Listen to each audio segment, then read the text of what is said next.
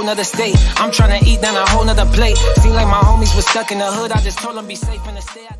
Welcome to the Black Miss Podcast. Welcome to the Black Miss Podcast. I'm your host, Too Black. We are here with a new episode. It's actually been like 2 months since we've done a new episode. So I'm here with Terrell. What's up?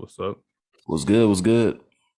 Good. And then we have a guest who is friend of the show, has been on twice before. For those listeners who go all the way back, Rasul Mowatt. What's up, man?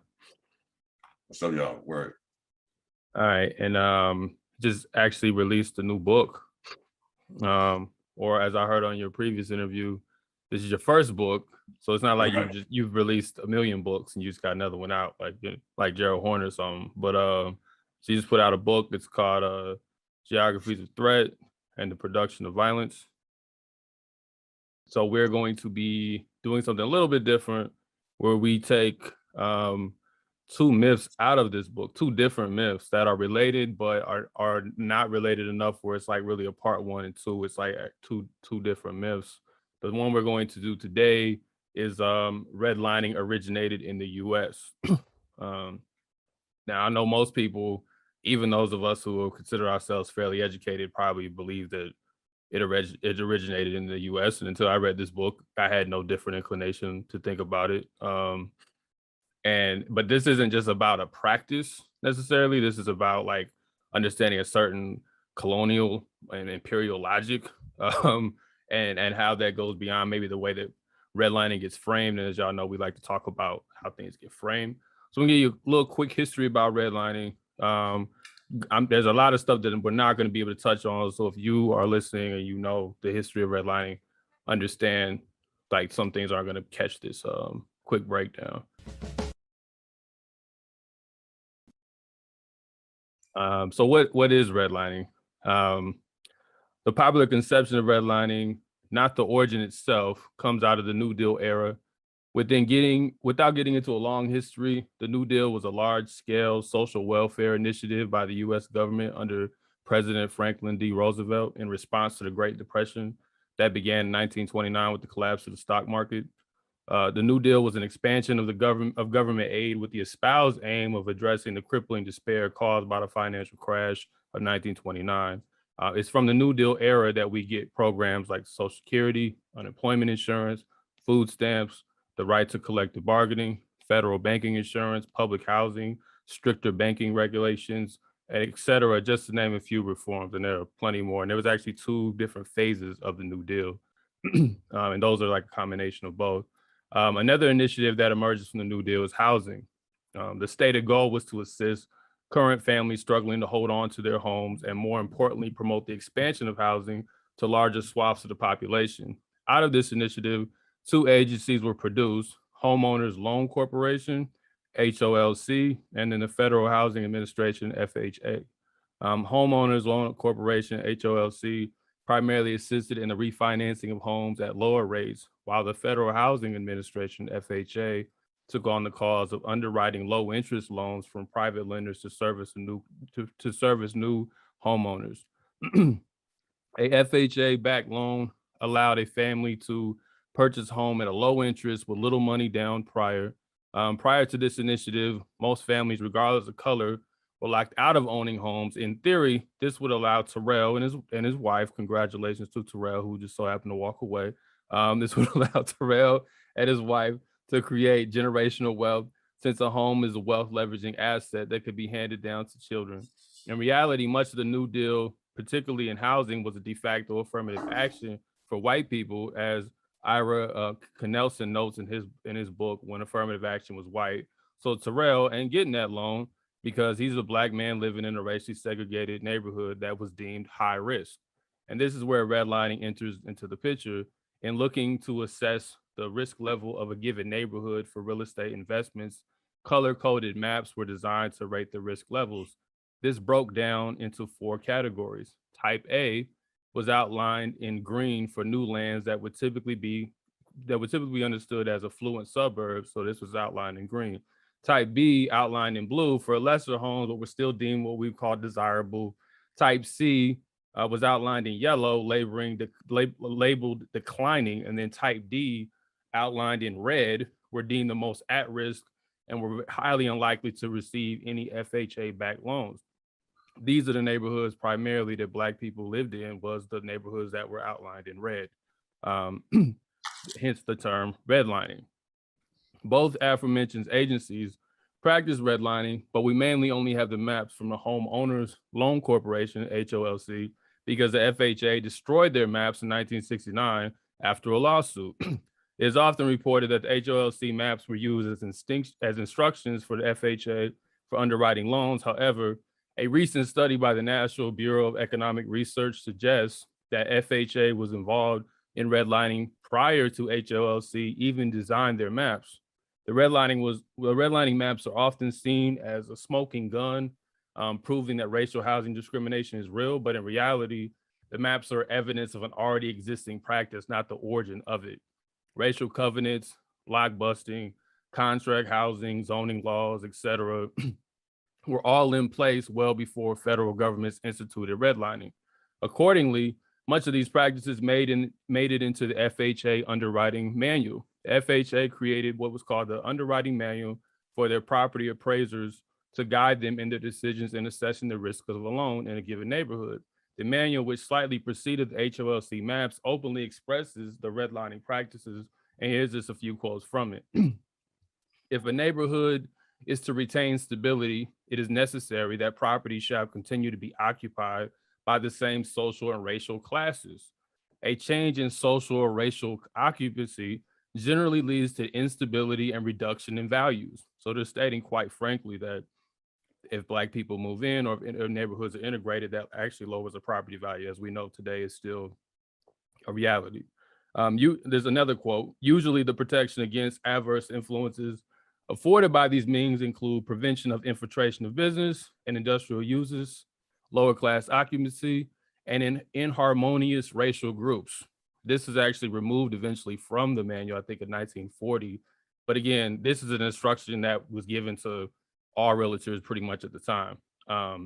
Last quote: if the children of people living in such an area are compelled to attend school where the majority or a goodly number of the pupils represent a far lower level of society or an incompatible racial element, the neighborhood under consideration will prove far less stable and desirable than if this condition did not exist, end quote.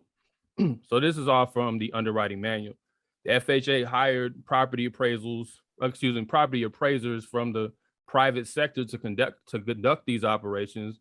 This was an easy transition for those appraisers since they had been contracting with the FHA previously and worked in the industry and had been practicing these racist standards for decades up to this time.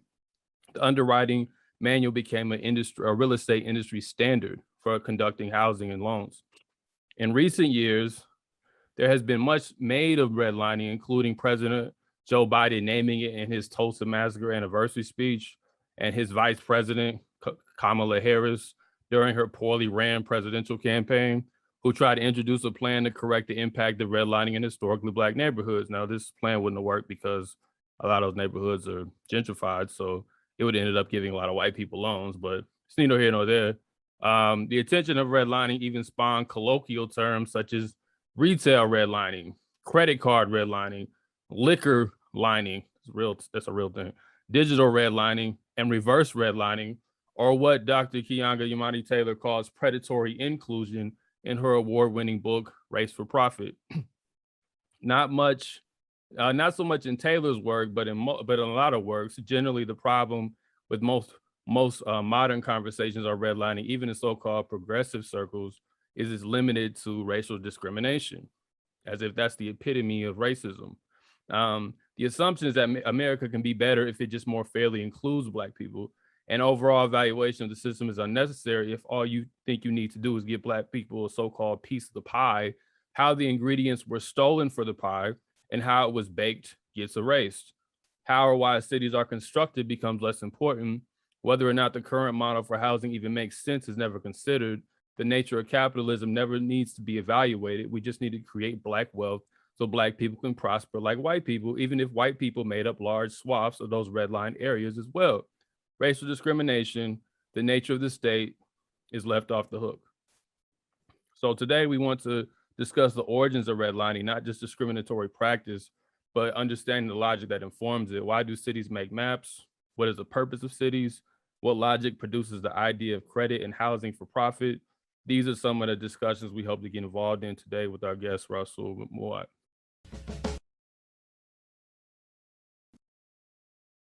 The liquor redlining. That's funny. Yeah. Which I didn't put everything in there. It was like, did I say digital? Yeah, digital redlining. But there's all kinds of like different, colloquials as they call them. That was one of the few times where Wikipedia was helpful. I was just like, what are they saying about this? And it was just a bunch of random titles. And I looked further on the internet. Yeah. Which makes sense because I can't get the same bottle of whatever it is I'm drinking that day on my side of town for the price that you would get it on the south side of town. Well, I think liquor lining was if the neighborhoods have an over concentration of liquor or liquor stores, I should say. Yeah, that too. Yeah, and that's the old joke about the hood is there's a liquor store and a church on every corner or whatever. So, yeah, but it's that and just overpriced. Yeah. So it's like lynching in the same way in which redlining is being treated like the worst thing that could possibly happen whatsoever. As if it's like the thing. We finally found the thing that has done it all. So like if we solve this, we solve everything. Yeah, basically. We've and that's clearly not the case. Yeah, we've gotten to the extreme. This is like I gotta say, this is the smoking gun or something. And again, we're not saying redlining is not a problem or it doesn't contribute to a lot of the BS we're dealing with today. We're just consider that, there are other factors. So, Rasul, I don't know if there's anything you just want to say opening up. If not, we can just jump straight to a question.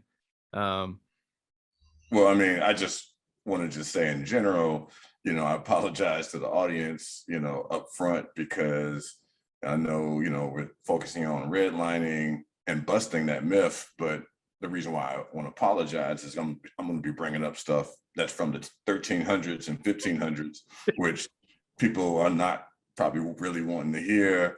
And again, I think by bringing up this history, we can sort of get a better sense of how this has been an operation within cities for quite a long time.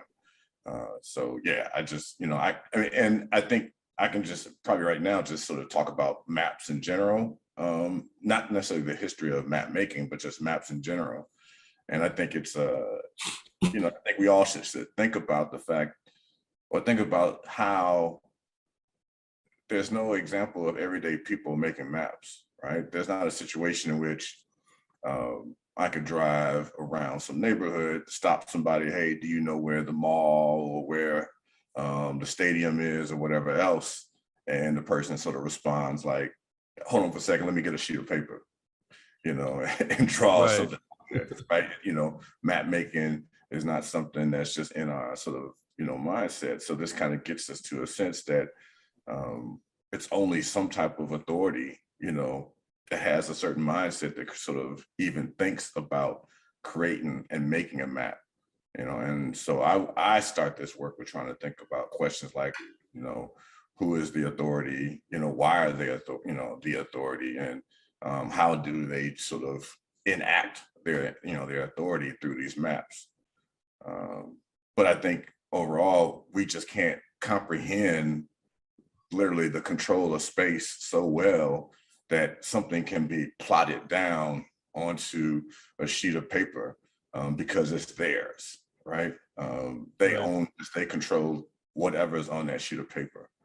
And so I think it's important to start out with this sense that maps are social constructions, and we should not be foolish to think social constructions mean that just everyday people just socially make maps. It's the idea that maps sort of show the social relations between people that something else has set up, right? Somebody has set up the places, the neighborhoods, the locations of work that people themselves are going to sort of live and play in, right? So again, that's the sort of at least opening framework before we sort of get into some specific questions. So again, I apologize to people because I'm going to be talking about stuff way before redlining, because one, redlining is not the worst sort of example of something that could be displayed on maps, but also two, it comes from a long tradition. Right. So I think that's your last point about it comes from a long tradition. I don't think I mean, Terrell, you can speak to this too, just to kind of give the audience kind of our impressions. I think it's important as well. Like without doing the research and then the little I would hear about redlining, I kind of try to address this in the monologue. It's like it was this practice that that didn't allow Black people to have homes, and that's really the extent of how I would understand it. I honestly don't even think about maps. Like even though it was actually like outlined on a map, I don't really think about. I think about it as a neighborhood that I just can't flourish in. Like that's how I think about it. I mean, Terrell, I'm curious how you think about it, but that's the way. That's my impression of it. Similar to yours, because like first time I heard about redlining, we actually learned it in grade school. I know. Yeah, I know, right? Yeah. Fort Wayne Community Schools. You learned that before I did. No, we learned about, I think I was like in 6th or 7th grade, social studies. But then again, I had a Black teacher, so that's something. Yeah. So, and to the extent of it, it was just basically, you got money, you live here. You don't, you live there. And minusculely, they went into the whole, the injustice of it, the inequities of it, and all that, of where, people with the same kind of money, just different skin, depends on where you're going to live and how much, what percentage they're allowed to have, live on this side of town to, keep property value up and whatnot. And that was like really just the extent, I got of redlining. But to sit and think about like, the maps and everything, somebody actually sat down and drew this out, plotted this out, and laid down the whole foundation of it. I don't, like you said, that's something that never really crossed my mind. Even though it's on a map, and you can like actually look at a map. Yeah. You can look at a map and see like the color coded areas. Again, it doesn't. You can draw them out yourself. Yeah, but it doesn't really apply. I don't think about map making beyond that. So I guess as a question, and you kind of answered this, but let me read a quote from your book first. You said globes, which is another thing too, right? Globes and maps were and are not representations of territory, but rather the representation of a conception of territory. Maps turn land into territory. Even in the depiction of satirical blankness, a map can still convey meaning and challenge meaning. So how should we think about maps beyond just like we said, for us, it's just an abstract thing, or it's Google Maps, right? I need to get somewhere. How it got constructed is not really much of my concern. And I don't really know how much it will relate to the construction of maps, not redlining them. I don't really understand how much that would relate to redlining, just naturally without doing that research. Yeah, I mean, I think there's a older history that is not relevant for this conversation, but the minute people began to trade long distance, they sort of started to plot out their point from A to B, right? And so that's an old tradition. Just in normal everyday situations, people were not making maps. Either some formal unit or class of people weren't making maps. So it was more so out of a need. So I'm not really trying to connect that, because there isn't a strong connection between that just sort of, navigational exploration, trade route type of map. But our modern conception of maps, where it has directions, the shapes of land masses and other things like that, come out of this particular school in Spain, called the Mallorcan school. And the Mallorcan school was a cartography school. Basically, it produced a volume of map makers officially. And we're not talking now about like 1400s. And so an interesting point is that predominant amount of cartographers were actually Jewish. And that was a part of one of their trades, you know, being sponsored or paid, if somebody was, taking a ship somewhere, they would ask for a map to be made by the Majorcan school. So they sort of lent out or rented out their skills and services. That kind of came to a halt or an alteration in 1492 with which was what's known as the Alhambra Decree, which is basically Jews were being expelled from Europe. Well, it wasn't called Europe, but Spain. Spain controlled, Europe at the time. And it was primarily because they weren't Christian. So many Jews actually converted to Christianity just to sort of like, stay in their space. And that's how some of them continued to be map makers, and others fled or had to completely flee. The horrible thing is that this decree was standing on the books from 1492 up until 1968. In Spain? In Spain. So it stood up until this time, basically, that Jews cannot inhabit Spain from 1492 to 1968. But out of this school, real quick, yeah. I just like to throw in the popular stuff that we get in school. So like 1492, we know that's like Christopher Columbus or something. That's right. So that's why I thought you were going. And you're like, nah, it's so it's a whole different, different topic. But yeah. Yeah, and I mean, of course, there's probably still a connection because Christopher Columbus was not making his own maps, so nah, I don't believe he could read them. Didn't have the greatest maps anyway, obviously. yeah, and so he got his maps from people from the school. But yeah, 1492 to 1968. And they themselves were already sort of living in what was already being called ghettos, right? So ghettos are a product of Venice, and they were intentionally to sort of isolate Jewish populations because they were sort of decreed as being filthy, gambling, and also, capable of stealing from people. And so they were oftentimes isolated in different locations. I think that's a good, sorry to cut in, I think that's a good connection too, because even with the ghettos, like that's something we tend to understand.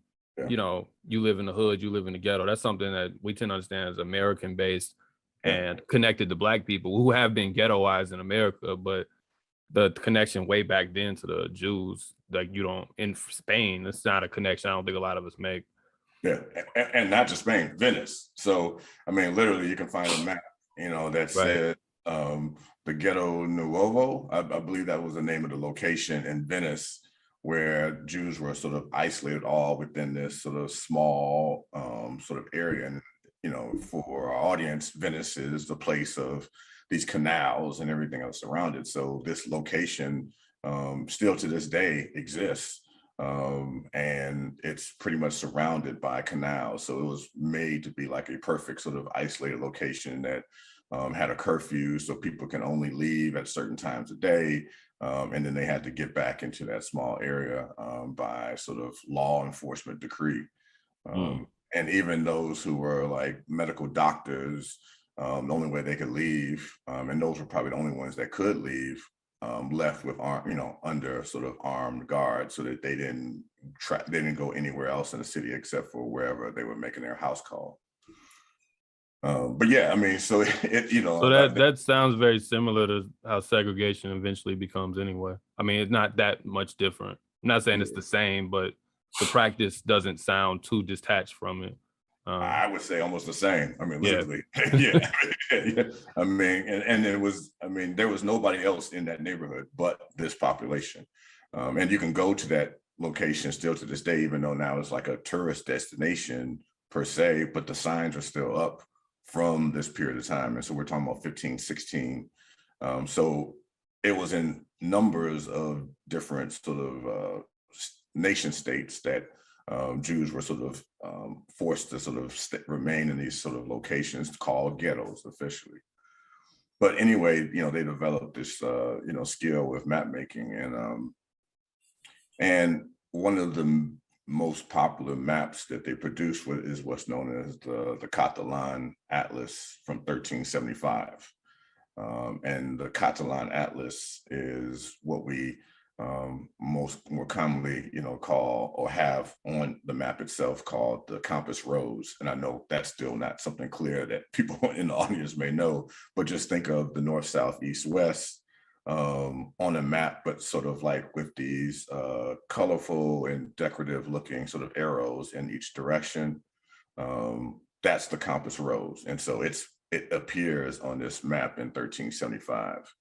And what's important about the Catalan Atlas is it is the first time we begin to see the sort of shape of Northern Africa and Europe as we now know it. Because again, it was no Europe at this time, in these people's sort of concept of mind. So the Mediterranean was on this map all the way over to maybe, Afghanistan, what's present day Afghanistan and Iran. All of that is sort of represented from Portugal all the way over to Afghanistan, and then probably as far south as present day Libya, and as far north as just under Paris. And so that's literally on this map, and very clean, distinctly and everything. So that means that they had enough navigational information of like coastlines and things like that. But that appears on this map in 1375. And so that's why I'm starting here at this particular point, because now you're going to see the shape of the world in a certain way from a population of people that did not exist before, right? Because when other populations and other societies were making maps, they made them in so many different ways, and they weren't trying to capture all of this sort of content information. They were just trying to get a sense of where they're going and where they're coming from so they don't get lost. Right. And then this, even though it's produced out of this Spanish school, it's picked up, either or stolen by other nation states. So it begins to appear in the Royal Library of France in 1380. So 1375, 1380. So only in 5 years, it remained in the hands of the Spanish only, and now it's in France. And then eventually it's bounded up in 1515. So where it's like actually in a book, it's protected. So it's something that begins to be sort of regarded highly. But cartography as a trade starts from this particular period of time, and without starting here, we can't really think about not just the world that we sort of see in the atlases that have been in our schools, but also how then, a specific country, a specific sort of region in the country and cities then begin to appear and look. They all begin from this particular place. So I just wanted to sort of start there with some background. We'll still talk about a lot more history, but yeah, it begins as old as that. And the idea of sort of making maps, as I already sort of gone over, earlier, we're trying to just get from point A to point B, but later on, they're being sort of made and purchased by certain individuals. And who were the individuals? They would be the king and queen, the crown of any particular, nation state, or a sort of major corporation during the time, because they were needing maps to travel to locations that they were going to begin trade. And of course, in both cases, practice what we now understand to be colonialism, because it's not like they were calling it colonialism at that time. Right. So by them learning, I know what like Walter Watney talks about, like them learning the routes of the sea, what we call Europeans now, how that gave them a major advantage. Not that other places didn't have any understanding of traveling in water, but they understood it for, I guess, sounds like what you're saying, they understood this type of navigation, whether it's map making, how to move around. It seemed like there was a logical conquest there that went, that was beyond just like, we're just trading because we need whatever for our country. No, yeah, I mean, when we look at these really old maps prior to this time period, the maps would be linear, so they're just showing literally a route, a road that was eventually sort of take shape, or a navigational, route.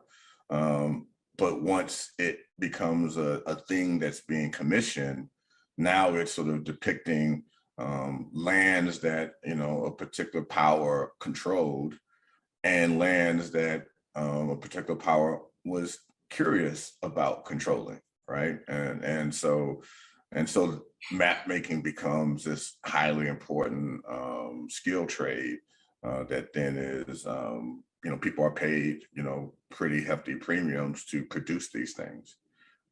So let me just make sure I'm understanding it. So it basically just goes from, okay, we're no longer looking to just go from point A to point B. We want to label where we are and where we can potentially, conquer, or where they are, or anything else. And yeah. Yeah, I mean, because again, none of us here are going to draw up a map for each other to get to our respective cribs. That's not what we're going to do. But if we did, we would just literally probably, draw lines of a interstate or something like that. And that's it, because we're not thinking of anything but how to get from where we're at to another place. It's a whole nother thing to start plotting out everything that's around that route, and trying to depict it and show it. And so why would you want to depict it and show it? That's a certain mindset. And it's not just a mindset of like, I just want to know where everything is at. This is a matter of control. And that's why I try to make the point that land is land. I mean, that's something that is present everywhere, and we're oblivious to how lands look, right? Because if we haven't gone there, we don't even experience it. But once land becomes territory, it's under some type of control, and it could be sort of sectioned off, but that control needs to be measured and depicted so that people know what they control. Because if you say that you control all of this territory, how far does it go? When are you in somebody else's territory? It becomes important, because that would then, if you encroach on that other territory, that starts war. But also, you don't want somebody taking your territory. So territory begins to sort of develop the notion of not just, of course, control and ownership, but to what degree the space within that territory needs to be filled up. And that's where cities come in.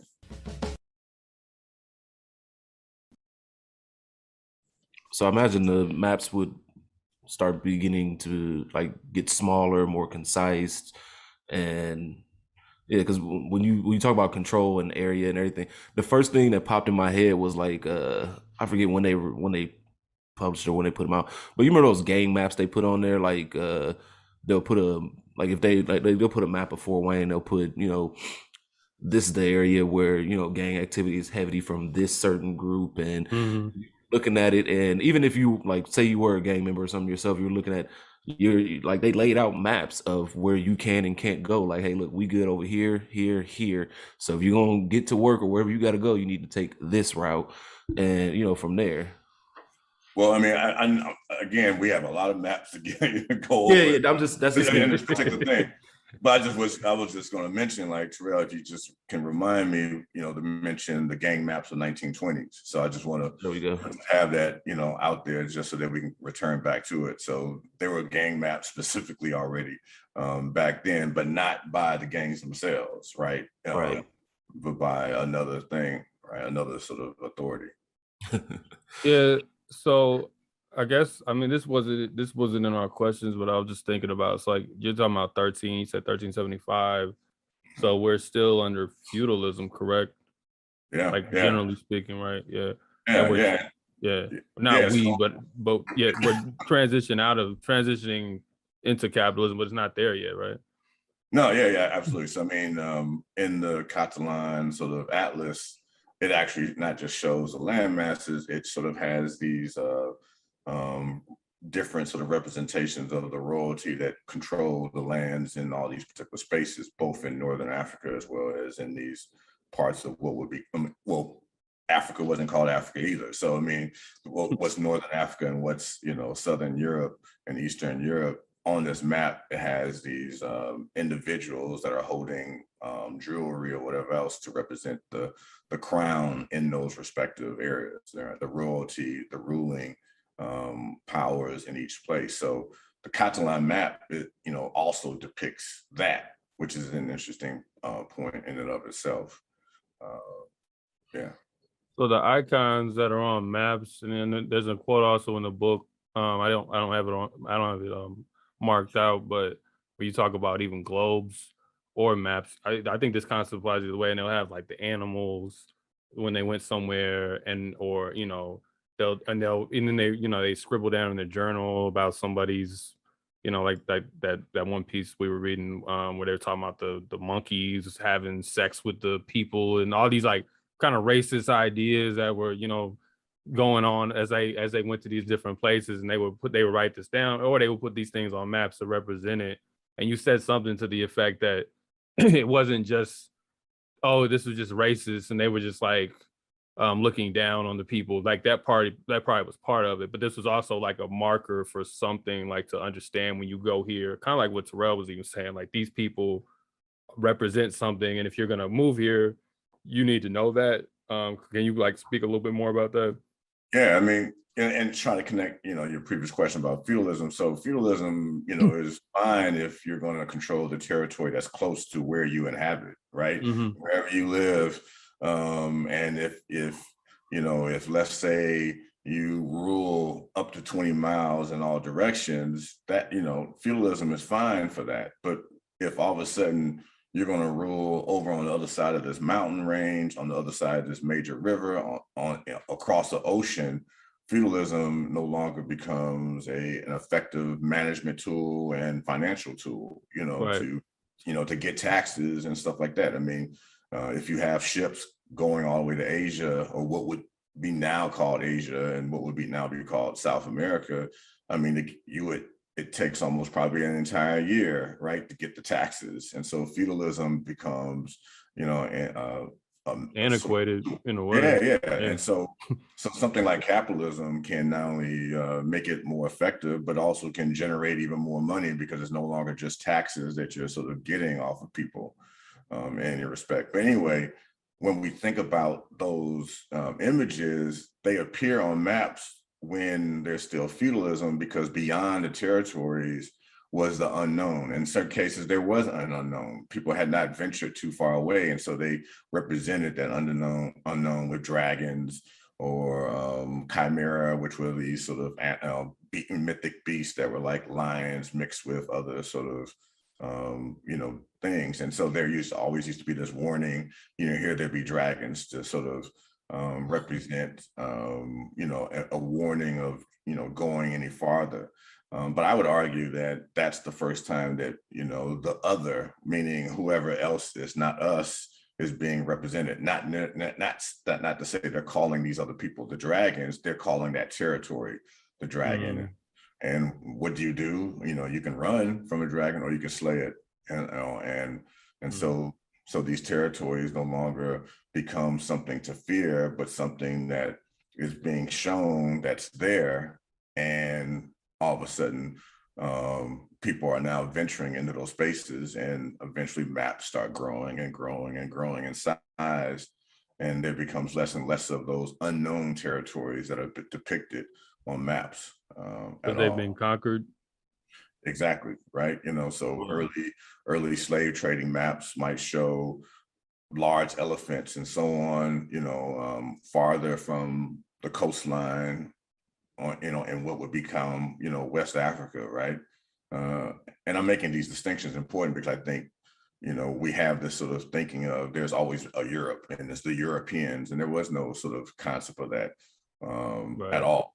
So I just want to make sure, I'm kind of like repeating that, over and over again. But in terms of, they would show in West Africa, the map would show the ports all along the coast. And the ports were, slave castles, which is where people were held until ships came to pick them up and take them elsewhere. But the interior was unknown. And so, but you would slowly see the elephant moving farther and farther and farther away because more and more territory was being taken over. And so that depiction, is kind of firmly taken over. You stop seeing it in the 1600s.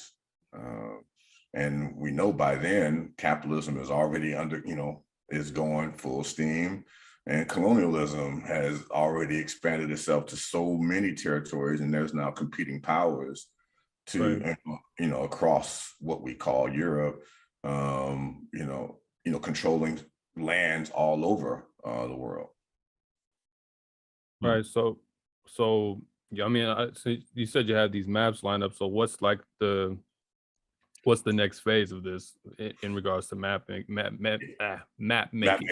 Yeah. So I mean, so now cartography becomes, there's still schools that are still standing that produce map making, but if you were an educated person, you also had classes, and so if you went into the military and you advanced up to officership, you would be also skilled with making a map, because you needed a map to, wage warfare, as well as, once warfare was completed, to now manage or govern the territory you were under. And one sort of older example of a map is the Despard, 1790 maps. And this is by a military officer that is inhabiting what's known as the Bay of Honduras, which is pretty much modern day Belize and other places like that, on behalf of Britain.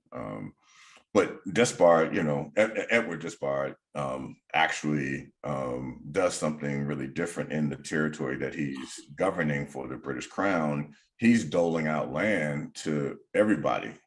And when I say everybody. So people were like raising questions. Why is he doling out land to some of the enslaved populations, some of the free Black populations, and all this type of stuff in this territory? And he eventually marries some free Black woman that's also in that area, that's not a part of any plantation he owns, by the name of Captain Despard. And the two of them return back to England, and they become members of what's known as the London Corresponding Society. And the London Corresponding Society were studying the first French Revolution, because they themselves wanted to overthrow the king. So it's this interesting history of certain people here and there, and how they sort of took these skills in a number of different ways. But again, it becomes a skill that a lot of people who are educated also know, and it's now useful in their other practices. So you no longer just needed a cartographer. You yourself had some training in cartography. And so a lot of the governors on behalf of colonial crowns either would make maps now of the territory that they were controlling on behalf of the crown, or they had a team of people making those maps and sending it back. And of course, over time, we see these settlements grow, right, from a very sort of small location into a town, into a full-fledged city. And the map would sort of display that. And so Despard 1790 is that's not really old. That's old in relationship to our conversation, but it's not old in terms of these types of governors, at all. So we can start thinking about, lots of other maps that start springing up in the 1800s, because by this particular period of time, I argue that now colonialism has moved on to imperialism, because you're now controlling so much territory. It's no longer just having settlers in some particular space. You're extracting all these resources from, not only the labor there, but also from just the physical space of these territories, because Spain is ruling not only most of South America, what we call South America and the Caribbean, but they're controlling parts of East Asia. And British are trying to get their foot into East Asia, so they're trying to like ease into certain spaces there while also having control of North America, what we call now North America. So 1800s becomes this sort of place in which we start seeing more and more maps produced, both representing the world. And when we say the world, it's not the world as we would conceive it as everyday people. It's the world as these empires would conceive it. And that's physically what we see today is a empire map.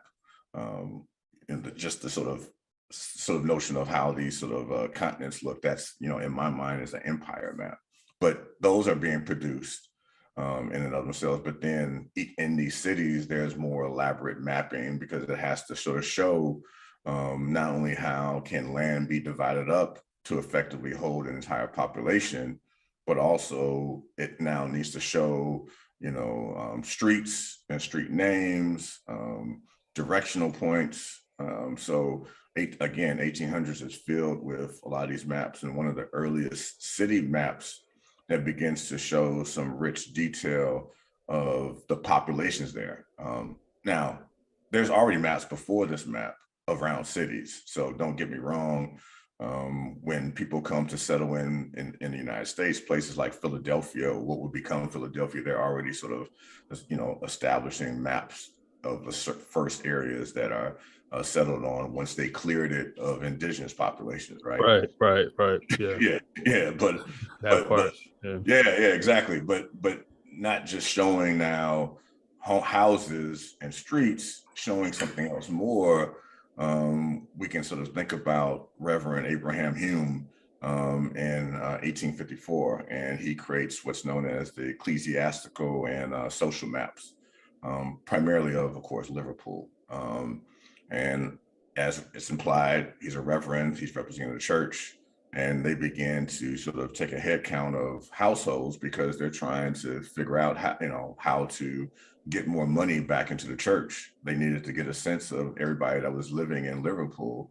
And the church at this time, just for people listening, can you kind of lay out what the church means? Like we hear that and we think that's just like prosperity gospel, but that was much more at this particular time in history. So can you just touch on that a little bit?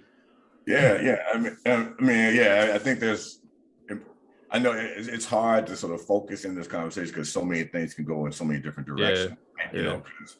It's hard to talk about the church without talking about the estates of the realm and without talking, and you can't just talk about the estates around without talking about the state.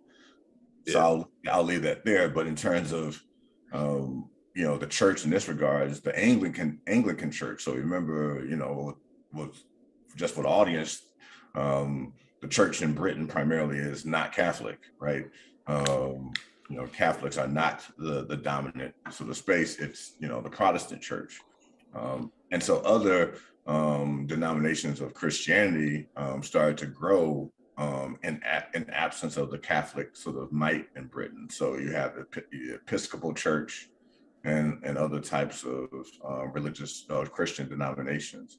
And churches are this not just religious center, they're pretty much the social center. They oftentimes also ran the schools, sometimes like the clinic. So if you had a wound and it's like 7 o'clock at night, the church is the most logical location to go have surgery performed on removing or sealing up a wound or whatever else. So the church is this highly important center because as a city grows, the church operates as this like anchor for connecting people and providing sort of background information. So in Liverpool, which would make sense, and that makes sense it makes more sense why they would want to track a population, because I don't know if we think about some church today on a corner, even if it's a big Catholic church, we don't think about it. Like, why would they want to do that? Because their influence still matters, but it's not what it was in Liverpool, right? So. Yeah. And again, just for the audience, not to assume where all the audience members are currently listening at, or having ever been, Liverpool is in the north western part of Britain, or the island, of England and Britain. Well, it's close to like maybe Scotland, but not quite as far north as Scotland. But Liverpool is a port city, so Liverpool historically is important because that's the location in which enslaved populations that were coming back up to England. That's typically where they would, land first at before, going to other parts of England. And so there's actually a really, really old Black community in Liverpool. And Liverpool is also the location of the Beatles. And this is also one of the reasons why the Beatles were listening to a lot of Black music, because there was an old Black, community in this particular area. But anyway, Liverpool is rich in this sort of development. Yes, there's London, but Liverpool itself was quite strong. So the church was just trying to figure out, we need more donations. So we need to know who are all the people that should be giving, portions of their pay to help keep the church going. So Abraham Hume, and others sort of design a map of the city of Liverpool, and not just having the streets and so on. They began to divide up Liverpool in pocket areas of income, and they began to notice, when they finished the map, that there were certain communities, of course, or neighborhood areas that were wealthy, and some that were completely poor. And when we say poor, it's not just being unable to donate, but we're living in destitution, and poor health. And so Hume wanted to now all of a sudden deal with, the issue, a matter of poverty. So he's not thinking about controlling, but he's merely they merely were trying to get a count of people, and then found poverty being sort of geographically arranged or spaced out. So it wasn't like there was a house, one wealthy person next to a poor person. No, there was all of a sudden this clustering in certain locations. When you say that, it's interesting because it's like, you said they discovered that people with money lived in the same neighborhood. Like, this was a surprise to them. Yeah. At least today, that would be, again, that's like, of course, so it's like, so that was a surprise. Yeah. Because I mean, if we're talking about Liverpool, we're not talking about the royalty. So I mean, people knew where royalty lives, right? Right. But people didn't know where the lawyer, the blacksmith, and everybody else lived. And merchants. Yeah. And that's why this map is so important, because it does more than just sort of physically depict the city, because there were already maps by this time depicting cities. But this map was now explaining, like, there was legitimate, distinct areas that had a certain class of people within it. And again, Hume then all of a sudden wanted to respond to that, because he made the point, and he was trying to push the point that it's the sort of unemployment that's producing this poverty, as opposed to like personal failure. But unfortunately, there was also other sort of attitudes that sort of lingered, that looked at these maps in another particular way. And so you had things like the Liverpool Sanitary Act of 1842, before these maps were created, that basically produced laws that actually produced and expanded poverty. And so when Hume then does this map in 1854, he basically discovers the outcome of this law, that made some people even more poor, or turned some people who had more income poor.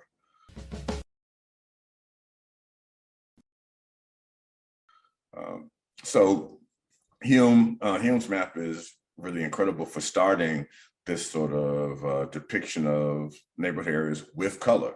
So, so there was areas that are color coded, so pauperism had like this bordering of, I think it's like blue dots with, highlighted with like a darker blue circle. And then places of, streets of crime had like this golden highlight. And these highlights are not like from present day. These are highlights that were put onto the map. And so they're distinctly sort of showing this depiction of, again, pauperism as well as street crime, all on this map. What's pauperism for people who? Oh yeah, poverty. Yeah. You know, and when we say poverty in this case, in terms of pauperism, I mean like the, you know, I learned a new word today. Yeah, not just the rap songs, but the poetry of that time period. When they say the cupboard's bare, you know, like pauperism is ain't nothing in the house whatsoever. Right. You know, somebody maybe has a drawer or a cabinet, but there's nothing in that cabinet, you know. And so that's pauperism, you know. It's not just like poverty, it's like poverty. That's right. It's not just broke, it's just like there's nothing there. Yeah. Yeah. And people are not living as long. It just, that's how bad it was. Like the fact that people are not living to 70 years old like we see today, like that's not even close. No, not not absolutely. So then there's no direct relationship that we know of in history. So that's also something that many of us are careful of when we deal with primary sources. We don't want to fill in the blanks with what we assume to be a direct connection. So so the next person who develops some pretty important and distinct maps, Charles Booth. Well, before you get to Booth, didn't you say though that in your book that Hume that map like sold like crazy? Did I read that? Thousands, and like maybe 3,000+. So it becomes picked up on by people, and we don't know everybody who bought the map. Right. But what we do know of is that these trades of map making and what's depicted on maps become imitated. You know, just like the ghetto practice, the creation of ghettos in Venice were picked up by Spain and by other places. In this same particular case, this Hume map is now sort of bought and most likely influenced a lot of other maps. And one of the maps that we know that it influenced, even though we don't know any direct relationship, is Charles Booth. And Charles Booth is this, you know, wealthy shipping industrialist who is from Liverpool. And he becomes interested in making maps because he's one that runs for office. But he wants to have a sense of like the people that are present in a similar way to Hume. And I want to like double back real quick. So while Hume makes these maps out of a good, genuine reason, the state, you know, in this particular case, the Crown, sees this map making and sort of realizes that this could be an effective, you know, tool in certain regards. So while Hume is depicting these things like crime and so on out of concern, the Crown is looking at these things for a different reason. And that also expands to Charles Booth, because Charles Booth is also desiring to address poverty, you know. So he's a part of the Royal Statistical Society, and you know, he is trying to eventually eliminate poverty as well, you know, because of his experiences from Liverpool, but then bringing that to London. At the same time, though, socially, there's middle class anxieties towards poverty, because while wealthy people could live away from people who were poor, middle class oftentimes were living right next to households that were poor. And so in many cases, middle class individuals were raising the issue of these people are filthy. I mean, and even using the language of degenerate race of people in England, right? And there's a tinge of racialization there too, right? Exactly, you know, and even though there's, you know, by this time, you know, 1880s, of course, London and Liverpool and all these other cities in England have a diverse population. We know that it wasn't that significant of a population just to be talking degenerate, meaning East Indian, West Indian, Caribbean. Degenerate race of people are all those people, whoever they may be in these sort of locations. And that's literally in newspapers and stuff like that, the language of degenerate race of people.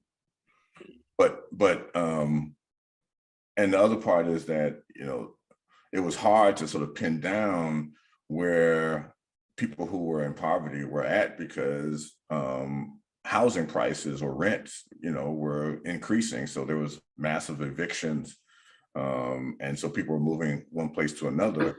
So how do you start to get clustering of poor populations is because they were ran out basically by these high rents in certain locations. And so, there was only one neighborhood area, or certain types of neighborhood areas that they could now, dwell in that did not have high rents in any regards.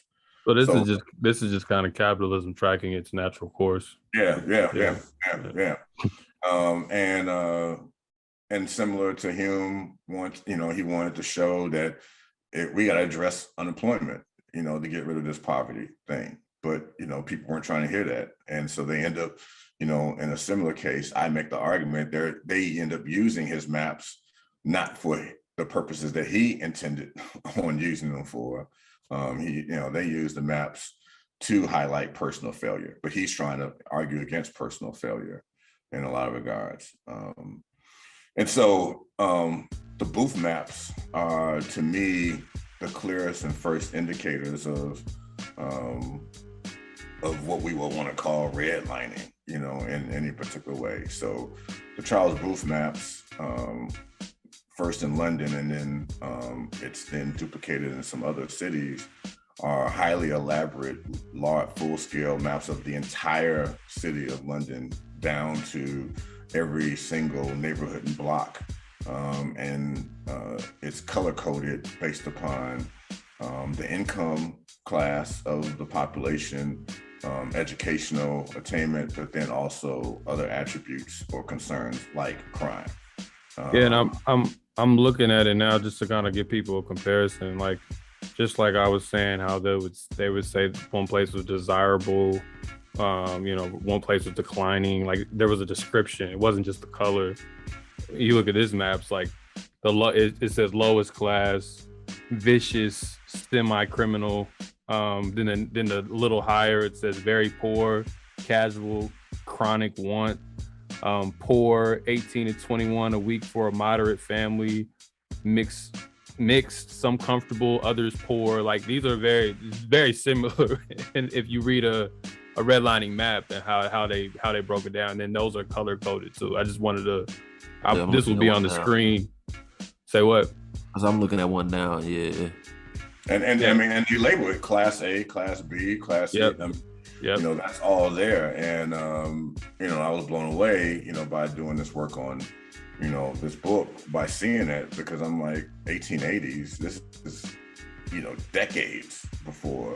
And it's not in America, right? It's not in the United States whatsoever. Yeah. So Charles Booth then speaks before the Royal Commission on Housing in 1901. To try to sort of like do something about this. But instead, again, now people are picking up the maps and going a lot of different directions. So Charles Booth's maps are the real major influence for map making thereof. And so there are then a series of maps that directly Booth influence that we can chart. And then there's other maps that we assume that there's influence on. Right. And so there's the Roundtree map that is based upon what's called the York Study in 1901, where it's published in a piece called Poverty, a Study of Town Life. And it includes like the locations of pubs and drinking locations, because of course they were concerned about public intoxication and uneasiness that could come from public intoxication. And that's like, again, 1901. But even before that, you have Jane Addams, who visits London, right? And in partnership with others, produce what we now call the wage maps of Chicago. in 1895. So Jane Addams, eugenicist, and also founder, along with Ellen Starr, founds Hull House, right? And so they wanted to get a sense of the population that we're serving, similar to Hume. And I think the important thing is begin to see that while these people were producing the maps, then these maps now also in the hands of the state become a tool for census taking. So somebody is doing the work that they don't have to do. And eventually they begin to adopt these map practices for their own sort of census recording for taxes and other sort of purposes of knowing where people are. But yeah, Jane Addams and these maps, if you look at them, are highly detailed, again, with street names and so on, and color-coded homes, right? Listing the sort of level of poverty per home, because again, this is a wage map. And this is also depicted in another Chicago-based study in 1893 called, I think, The Special Investigation of the Slums of Great Cities. So it's Chicago in there, but some other cities are depicted in there using these same practices that are depicted in these wage maps. So do they do a few things? You said the person was a eugenicist, but they were trying to help the situation. They were trying to alleviate poverty. Yeah. So, now I understand eugenics was unfortunately was a very mainstream thing once upon a time. But can you speak on that, one, and then two, a little bit more about what happens when the bad people, I'm being generic when I say bad people, when they get the maps, like what are they doing that's making this so much worse? So that Jane Addams is a eugenicist. She was a member of the Eugenic Society in the United States, and as you already mentioned, it's pretty mainstream overall.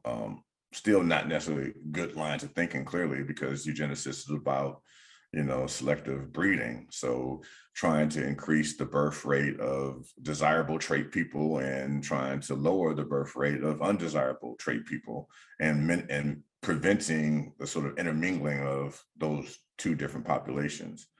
So you had a range of stuff, man. Yeah. So you had a range of people who were all over the place based upon those beliefs. You had people who wanted to exterminate entire populations of people, and you just had people, probably where Jane Addams is they're paternalistically looking at people like these are people that we have to take care of, or there are some gems amongst these poor people that need to be identified and taken care of. Like, just because a person's poor doesn't mean that the child of that poor family doesn't have desirable traits. Right. And so this sounds grossly familiar to a lot of different things.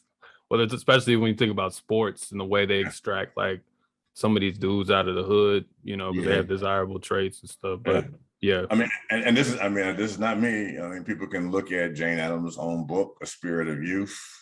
And that's not the whole title of it. And I think it's published in 1903. And she says this stuff. She says this, stuff in there. She talks about girls and preventing them from going into prostitution and all these other types of things. So she has a really sort of, paternalistic, looking down upon, viewpoint of these populations while trying to provide this sort of service. We also believe that Booth influenced W.B. Du Bois in mapping Philadelphia, because that's also happening around the same time. He's commissioned by University of Pennsylvania to look at poverty in the city of Philadelphia.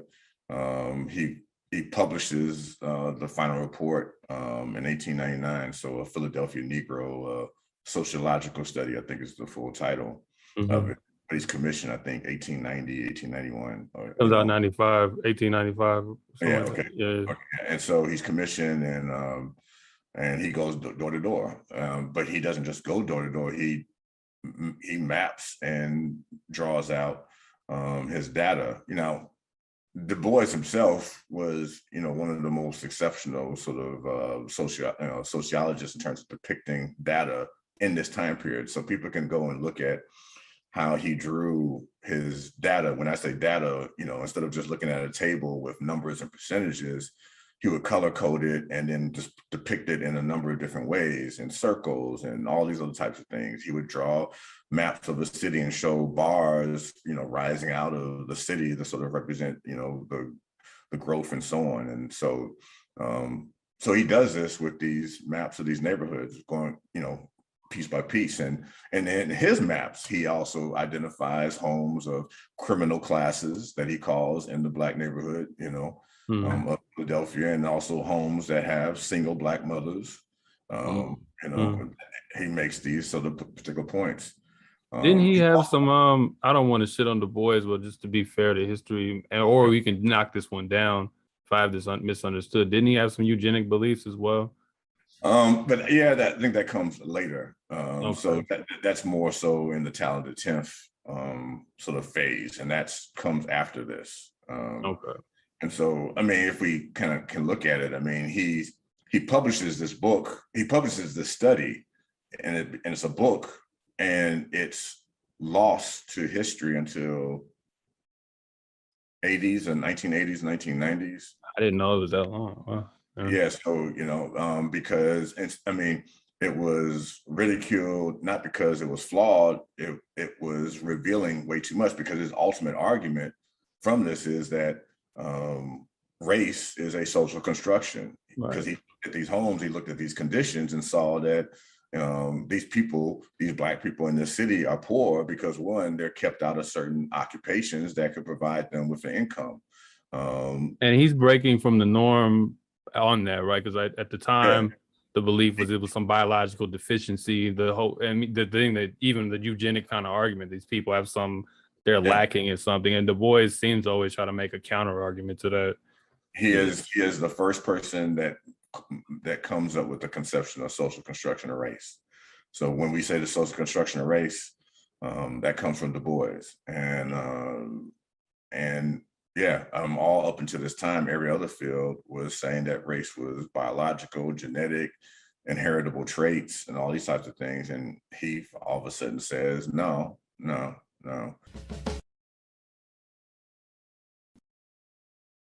All three of us were on that when we did the Willie Lynch and we talked about racialization. And we talked about I'm not going to talk about Willie Lynch. No.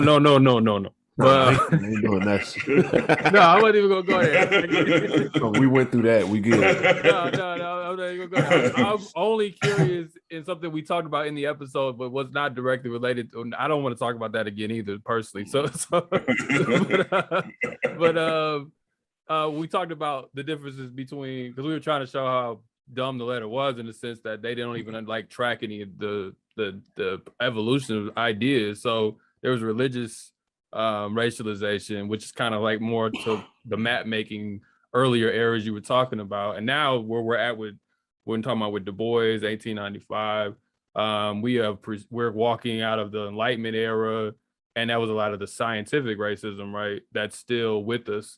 And I know you noted, and this is the last point you can respond in the book. I didn't notice, or I think I heard this in passing, but you talked about the Spanish understanding of botany through the organization of the city's botanical gardens was a predecessor to scientific racism's ordering of people of many colonial and imperial societies beyond Spain. And you link Carl Linnaeus and that we talked about in that episode.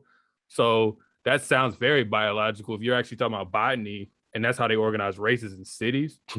And then Du Bois is like social construction. That's a major break from that, if I'm understanding that correctly. Oh, a huge break. I know, unfortunately you brought up that letter that we will never, have to mention the name of again. but this is just another layer of how ridiculous that piece is, because you see all these elaborate things that are being produced, these maps, these record keeping, like, this is not just because this is an older time period doesn't mean that there's less stuff. Like, no, it means all the stuff was written. And so we're seeing these elaborate things from 1780, from 1516, from 1375 being produced in a lot of different ways. But the piece that you're talking about takes us back to 1400s, because, and I know, there's some time you want to talk about just a city itself, but I make the argument in the book that the modern city is a production of the colonial city, not the cities of older, what we call Europe today, but when the Spanish crown begins to, expand its settlements in different places, but also want to control their Spaniards, the conquistadors that they were sending, because the conquistadors were wild. They were killing off enslaved populations from overwork and exhaustion, and they were costing the crown more and more money. So they began to create laws and ordinances to keep the conquistadors in order and how to sort of build and grow a settlement. So these were called the laws of the Indies, and it was prescriptive. I mean, it basically showed how to design and build a city. So create a plaza and create, 4, directional cardinal points so that air can flow into the plaza, where houses should be shaped or placed around the plaza, going as far out as need be, and the size of each sort of like housing, sort of block area. This is the city grid. This is the first city grid that's made in the modern conception of city grids. There was no grids before this. And so every city in the world that uses a grid comes from the Spanish Empire's colonial rule of these cities in Latin America. And then the Spanish Empire, because they were controlling spaces all over the place, then brings their grid over to Manila and in the Philippines or any other place that they were controlling. And then they bring the grid back home to, the main cities in Spain. So as those cities grew, now all of a sudden you see the grid pattern being used in the sort of expanded parts of the new city. The old city still had these old winding roads that, didn't make any sense, and some were narrow, some were wide. But the grid then is brought over there. But if it wasn't for colonial rule, there wouldn't be a city grid. And the city grid is then picked up and imitated by, the French, and then eventually the British. The British sort of take their time in adopting it, because if we, it's present in there, but if you look, in early sort of British colonial history, like in Massachusetts area and stuff like that, the roads are windy and so on, like the old country, right? But then once they start moving further and further out, especially in Philadelphia, there's the grid. And I've been to, like, being in Boston, there's a lot of like narrow ass streets, and like I remember one time it snowed out there and the streets were like this wide, and I was driving through, I couldn't even find anything. But you're right, when you get to the Midwest or newer cities, you just don't see that as much, let alone even Philadelphia or something. So some of the maps show the grids become a technique to control and manage a city. But go ahead, Terrell. Yeah, my bad. No, I was just going to the point. Even like when I go to South Carolina, North Carolina, like I'm always in these like back roads, like them scary roads. Right. And like they're windy, twisty, and all that. And then like once you get back on the grid, you get to the cities and everything, it starts to make sense. You can navigate better, and it's not like you all out the way and whatnot. Yeah, I mean, but Terrell, you just happened to mention North Carolina, South Carolina. So these are Spanish rule, right? So before it was under British rule. So some of these cities that are in the South are old Spanish cities, like so St. Augustine in Florida, Raleigh in North Carolina. These are all so the main parts of the city that has the grids. That's not from like later on. That's from literally Spanish rule, which is before British rule. Right? People got to remember that Spanish were the first to come to what would become North America, not the British. And so, the grid is that old, even in what would become North America, because it becomes the best way to organize a city. But it's in the laws of the Indies. It specifically tells administrators how to construct a settlement and grow it from this grid structure. But the reason why I'm going back to explain all that, because you asked about the collection, Daniel Nimser in his book, Infrastructures of Race, does this marvelous job of sort of talking about colonial Mexico City, and talks about that the crown under these governors, or through these governors, created 4 types of concentrations of populations. And one of the sort of concentrations of populations is congregation. And congregation is basically where the indigenous population is outside the city. Well, you don't want them outside the city. You want to bring them inside the city, because now once they're inside the city, you can control them, right? So instead of warring, with them, you entice them, coerce them to come in.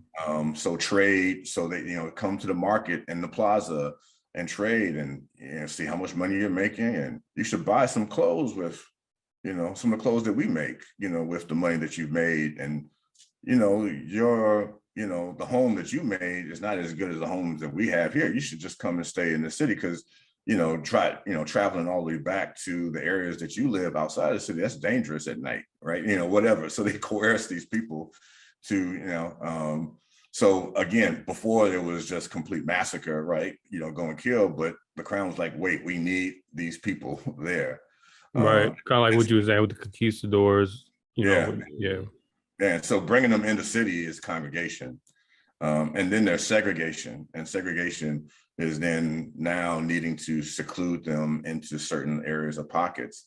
And Nimsa says they don't really do this until there's these corn riots in 1500s.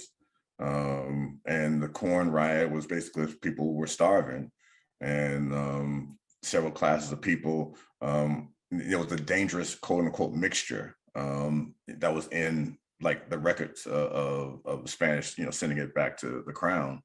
And they wanted to prevent that dangerous mixture from happening again.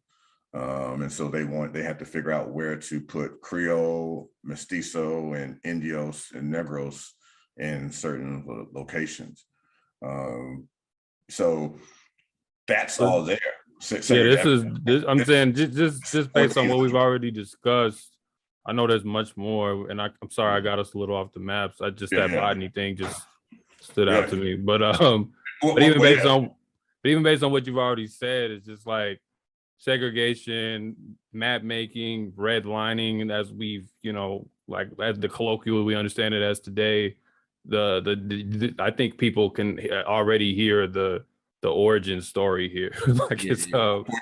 We're talking about 1490, right? Yeah, and also it wasn't just we just don't want to give Black people homes or something. Like that's bad, but it's like this is like in much worse that it's even how we get to that. Like the whole idea of trying to control populations and understand their makeup, So you and then like you were saying with the minister or the priest, I think, not the minister, where he's realizing like, wow, the people live in segregated neighborhoods just based off of the way that that capitalism is playing out, where they can't live anywhere else other than they get pushed out to some slums because they just can't afford to live anywhere else.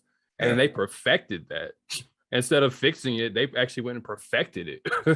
Exactly. So by the time we get to, I know we're not there yet, but by the time we get to this New Deal redlining thing, like this is in motion. This isn't something that just kind of happened, Yeah. I mean, again, by the time you get to New Deal, these practices are taught in architecture class, not as some insidious practice. That's just normal. That's just what you do. You just construct these neighborhoods in this way for that population, and you construct neighborhoods for this way for this way. I mean, you just do it because that's just what's done. But we're talking about 1490s, 1510s, segregated neighborhoods. All right, thank you for listening. That was part one. So this conversation went much longer than we intended, but in a good way. So there is more to discuss, more maps for those of you who found that part interesting, more history. We're going to deal more directly with redlining in the second episode, but felt like it was important to lay this groundwork and it showed how the history played out. But we need to understand history not as a series of isolated events, but as something that's in motion, that's constantly interacting with each other. So the making of these maps is how we get here. And colonial conquest, imperial conquest is the name of the game. That's how these systems operate. So redlining, a form of identifying populations for the sake of controlling them for the nature, so the state can be the state, is nothing new. It's just part of a longer history, and that's what we hope to demonstrate. So make sure to check out Rasul's book if you can. We'll have a link to it in the show notes. I know some people watch this on video